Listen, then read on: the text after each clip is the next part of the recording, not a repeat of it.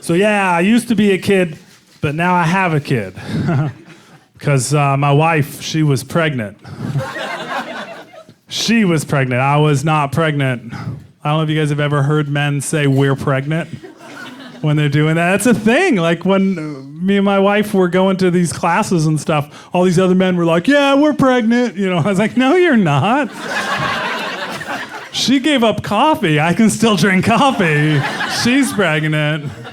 I didn't have to give up coffee. If I had, we might have adopted. Like this is her thing, and I'm helping in every way I can, but we're not pregnant.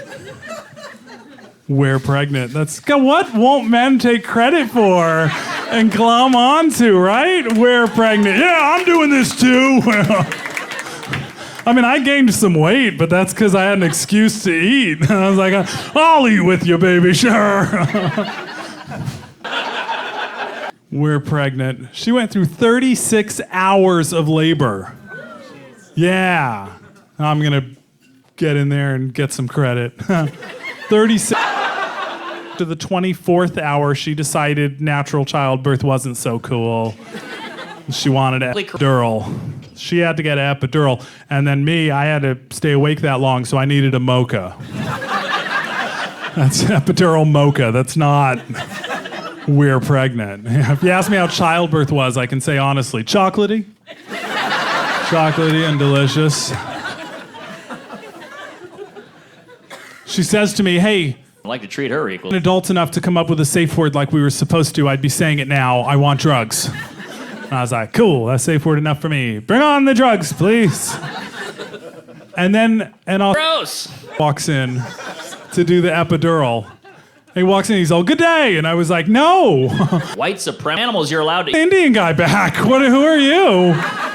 And I discovered a prejudice I didn't know I had. I was like, "Australian anesthesiologist? No way." Like, what was I afraid of? That he was going to use like wooden needles or something? He was going to see the tiny little needle and be like, "That's not a needle, this is a needle." I was like, "No, Dr. Dundee. Go to another room. You will not touch my wife's spine."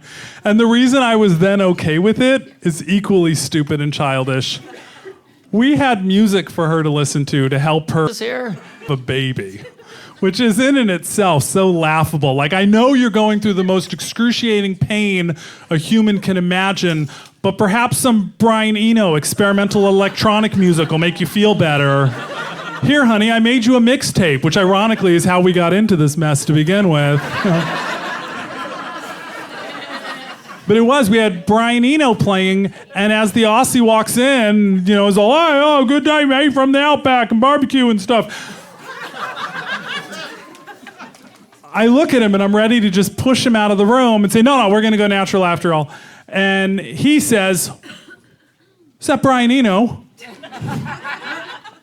Music for Airports 1. And I went, "Oh my God, stick a needle in my wife." You're obviously a man of refined taste and great medical training. Have at it. I'm not adult enough to have been pregnant. We're pregnant.